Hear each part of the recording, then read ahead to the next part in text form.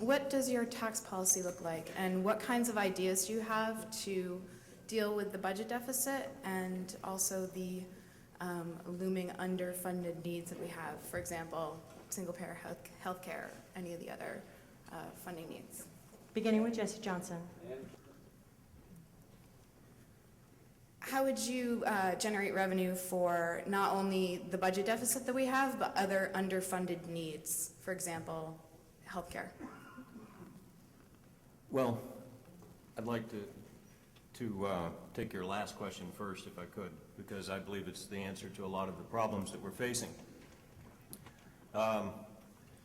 We have a military economy. We have to face up to it, and we have to change it.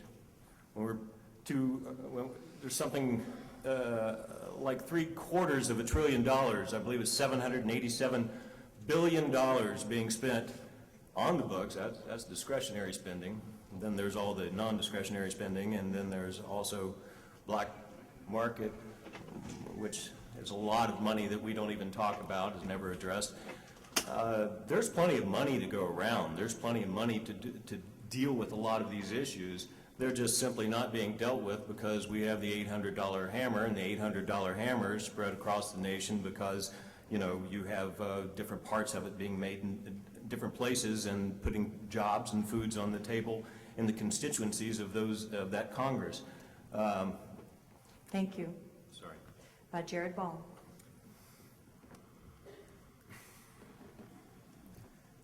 (2008) is the 40th anniversary of Dr. King's assassination. Our campaign, our work, our livelihoods, our lives in general are based on his real politics, not those we get each year around this time. And part of what that means is a couple of things that we recognize. First of all, from that perspective, we can see that, first of all, the only bombing of citizens in this country was not the aforementioned case. I want to add another one, was the MOVE bombing in 1985 Philadelphia. So we know that, and part of what that is about is been touched upon already, is that what Malcolm X said, the police do locally what the military does internationally.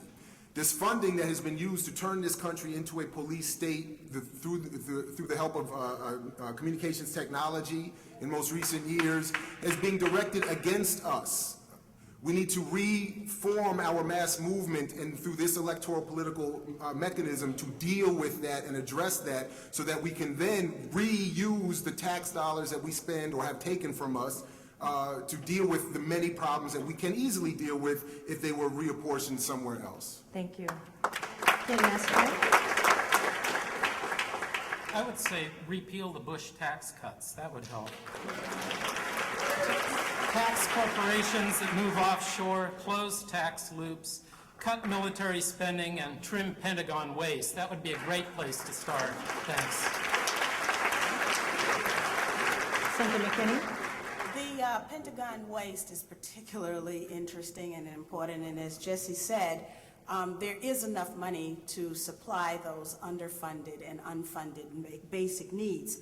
When the Pentagon spends $20 billion to make their computers talk to each other, and they still don't talk to each other, so they can't do a budget, or when the Pentagon spends $60 million buying Tamiflu at a time when the Secretary of Defense owns the stock in the company that makes Tamiflu, and Tamiflu doesn't even serve the needs for preventing bird flu or treating bird flu because it mutates. We've got about $300 billion that we're spending in intelligence, another $700 billion that we're giving to the government, to the Pentagon, and then the Pentagon admits that they've lost $2.3 trillion.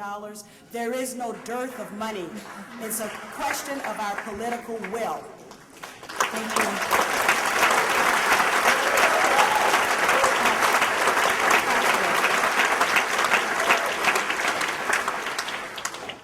I would echo my fellow candidates' statements and add that we also need to address corporate welfare and subsidies and how they're allocated.